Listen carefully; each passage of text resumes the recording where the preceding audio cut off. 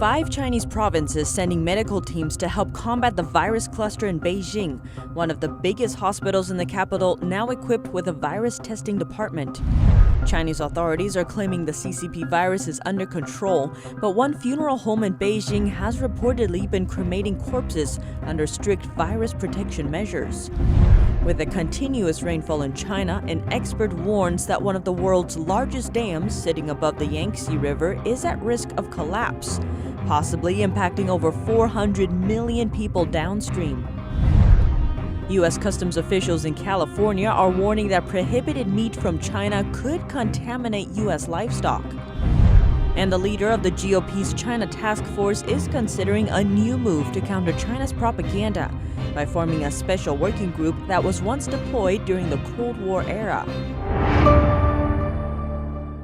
Welcome to China in Focus. I'm Tiffany Meyer. So far this month, Chinese authorities have not reported any CCP virus-related deaths anywhere in the country. But at least one Beijing funeral home appears to be burning the corpses of virus patients.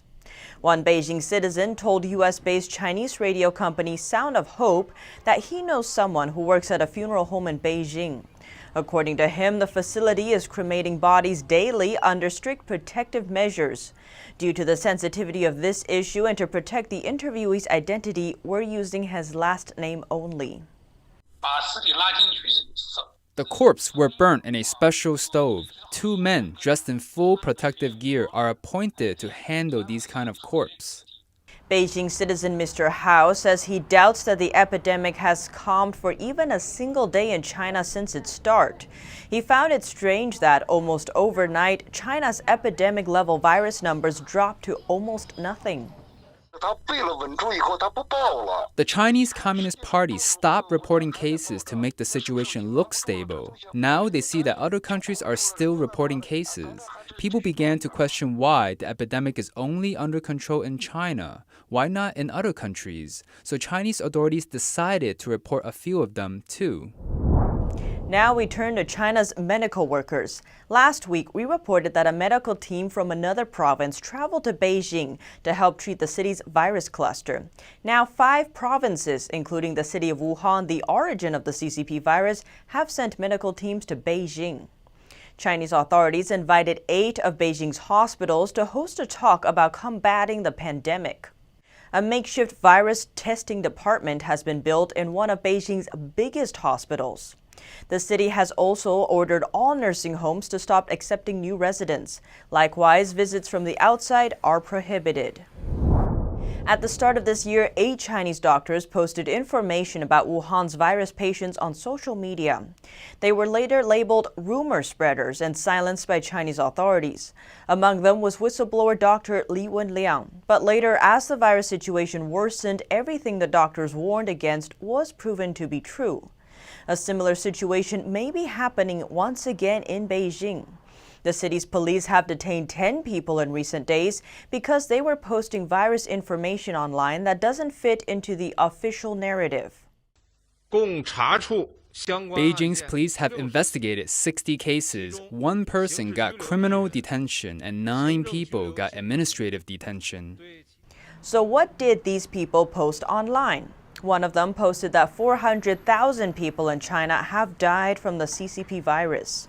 Another user wrote that thousands of people in Beijing have tested positive in recent days. And another said thousands of Beijing citizens were killed by the virus. Back to Dr. Li Wenliang. Although he passed away back in February, netizens haven't forgotten about him. Comments on his last Weibo post recently exceeded 1 million. His last post has since turned into a Chinese wailing wall of sorts, similar to the wall in Jerusalem where people have written prayers. But last week, all comments attached to the post were deleted. Protests from netizens erupted online, and the deleted comments later reappeared. But the top comments haven't been recovered. In response, Weibo said the problem was a technical issue and that nothing was deleted on purpose. The suppression of free speech in Wuhan appears to still be going strong. The arrest of citizen reporter Zhang Zhan was authorized this weekend. She's the 4th reporter to be arrested for reporting the truth about the virus situation in Wuhan. Authorities justify it by saying she stirs up trouble. Zhang worked in Shanghai as a human rights lawyer. After the CCP virus outbreak, she went to Wuhan to help report the truth of the situation via social media. She's been detained since May 14th. Before that, she was followed daily by police in plainclothes, and her phone was also monitored. Her lawyer's license has since been revoked. In September 2019, she was arrested for holding an umbrella printed with the words "End Socialism, Terminate the Communist Party" in support of Hong Kong's pro-democracy movement. 3 recent studies shedding more light on the virus, its infectiousness, how long its antibodies last, and what kind of drugs are effective against it. A new virus mutation found in Beijing makes it even more infectious. The CDC has released the genome sequence data from Beijing's recent outbreak. The samples were collected from local confirmed cases and the surrounding environment. Data comparison shows all 3 sequences have the so-called D614G mutation. According to virologist William Hasselton, the mutation makes the virus about 10 times more infectious. People who have been infected with the CCP virus develop antibodies and can better fight the virus in the future. But a new study shows CCP virus antibodies only last 2 to 3 months. The researchers compared the antibody response of almost 40 asymptomatic patients in China with that of the same number of symptomatic patients. They found people without symptoms had weaker antibodies than those with symptoms. They also discovered that within 2 months, the antibodies of 40% of asymptomatic patients fell to undetectable levels, compared with 13% of symptomatic patients. Researchers from Oxford University say that one drug has been successful in saving some of the sickest CCP virus patients. It's called dexamethasone. Researchers claim that by taking it, death of patients on ventilators could be reduced by 1/3. For those on oxygen, it cuts death by 1/5. There's reportedly no benefit among patients who don't require respiratory support. The study has not yet been finished or peer-reviewed.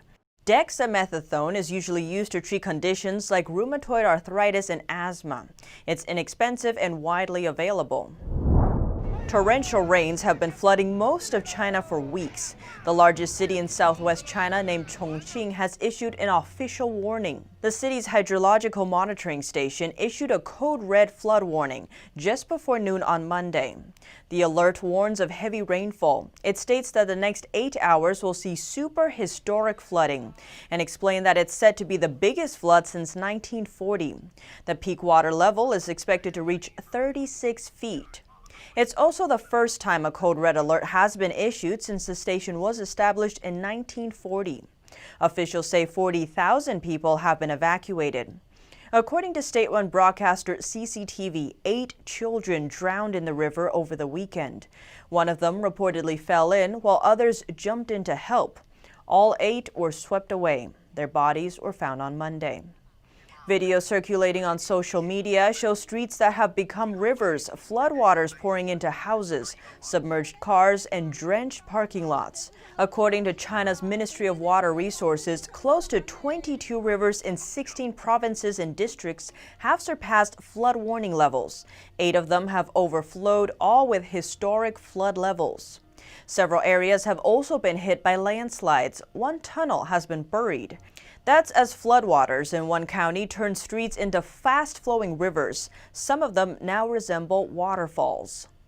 China is renewing a yellow alert for heavy rainstorms today as pouring rain continues to soak central and southern China. An expert warns that one of the world's largest dams sitting above the Yangtze River is at risk of collapse. NTD's Juliet Song has more. A branch of China's Yangtze River is bracing for the largest flood ever in 80 years. Authorities have evacuated 40,000 locals, issuing a yellow alert for rainstorms. As the rain continues pouring in southern China, an expert warns the Three Gorges Dam, one of the world's largest, is at risk of collapse. The dam is built above the Yangtze River and is situated in China's Hubei province. On Saturday, water inside the dam reservoir rose 6 feet above the warning level. Chinese authorities insist that the dam is structurally sound, but a famed hydrologist Wang Weiluo said that the dam is of poor quality and can't provide flood protection. Construction of the dam began in 1994 and was completed in 2006. Wang said after a serious flood in 1998, the then Chinese premier hired Western experts to assess the quality control of the build. The experts said the steel bar welding of the dam didn't meet the standards. Chinese workers were unhappy and said the Western experts' criticism was racial discrimination, but the criticism came too late. The steel bar welding and cement pouring of the gorge's left bank is all complete. They can't redo it. The Three Gorges Dam didn't have a separate body for quality inspection. The team that designed and constructed the dam did it themselves. When the dam first began operations, state media made grand claims that the dam can withhold the worst flood in 10,000 years. Years later, they changed this claim to 1,000 years, then 100 years a year after, suggesting a decline in confidence in the dam. In 2010, state media quoted Chinese officials stressing that people can't put all their hopes of flood control on the Three Gorges Dam. Last year, a group of before and after photos of the dam circulating online sparked concerns. The photos show in 2008 the dam was a straight line, but the one in 2018 is slightly curved. Now the dam looks like this. Chinese authorities denied that the dam is deformed, claiming it's a satellite imaging issue. State experts later responded, saying the dam had moved a few millimeters, but within the normal safety range. Wang said before that the dam has moved due to its flawed design. He wrote in a 2019 article that the dam is composed of dozens of independent concrete blocks. These blocks are not connected to the bedrock below. They're just sitting on top it. Wang said if the dam collapses, it will impact over 400 million people living downstream. Yangtze River's mid to low reaches are densely populated and include big cities like Shanghai and Wuhan. China state media maintains that the dam is not at risk of collapse, calling it rumors hyped by some Western media. Reporting by Huang Qing and Juliet Song, NTD News. Tensions are rising between China and Japan. That's after one Japanese city passed a bill to change the name of a remote group of islands to better assert its sovereignty. The area covers a group of disputed islands claimed by both China and Japan. The bill comes as Chinese Coast Guard vessels had been repeatedly intruding into Japanese-controlled waters near the disputed islands. China has since complained and has threatened retaliation against Japan. China is suspending imports from a U.S. meat plant after a virus outbreak hit the factory.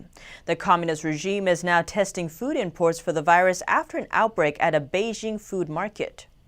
China is suspending poultry imports from a U.S. Tyson meat factory over virus concerns. The Chinese Customs Office made the decision after an Arkansas meat plant was exposed to the CCP virus. 3,700 employees were tested, and nearly 500 tested positive.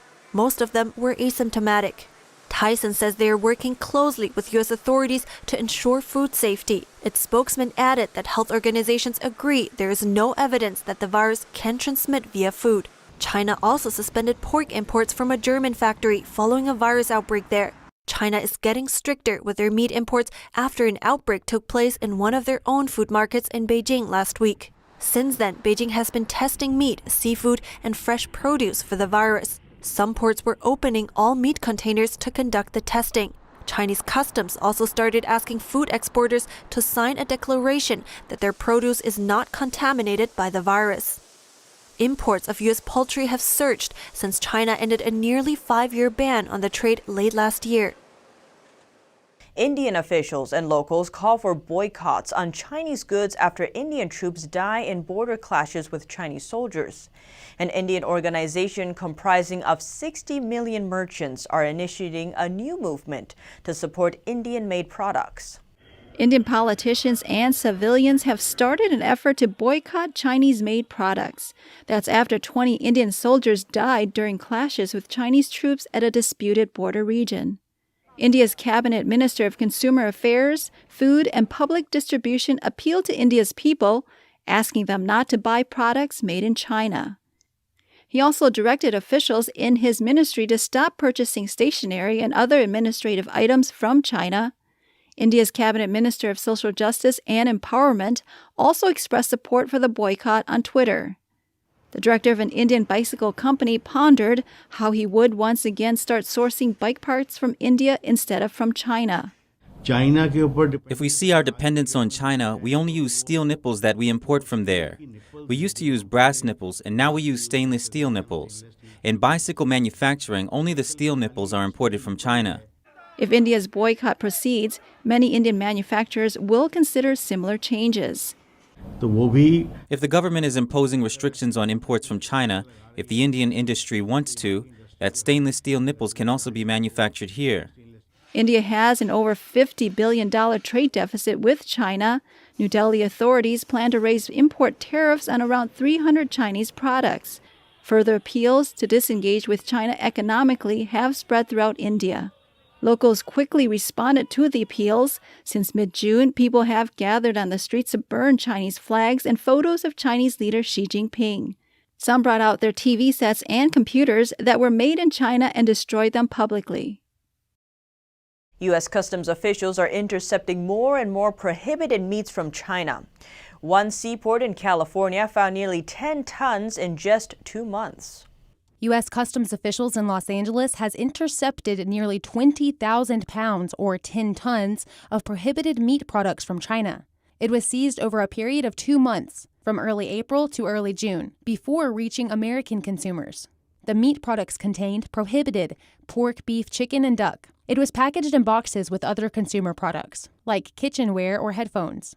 U.S. Customs and Border Protection says it was a clear attempt to smuggle the meat. CBP official Mark Morgan said on Twitter, "Great job by CBP Los Angeles, intercepting over 20,000 pounds of prohibited meats from China. We're keeping America safe." The U.S. Department of Agriculture says China is affected by African swine fever and several other diseases found in animals. African swine fever is lethal to pigs and wild boars, and it's highly contagious, but it's not dangerous to humans. The disease first hit China in 2018 and then spread to neighboring countries. China continues to battle against African swine flu, with new cases reported in recent months. Pigs can get it from contact with food or clothing tainted with the disease. Because of this, U.S. Customs officials warn that prohibited meat shipments could contaminate U.S. livestock and cripple America's pork industry and its exports. The LA Long Beach seaport has intercepted 70% more prohibited meats from China this year compared to the same time last year. Huawei won't play any role in Canada's 5G network. Canadian company TELUS chose Samsung over it last week. That means all 3 of Canada's biggest telecom companies will exclude Huawei.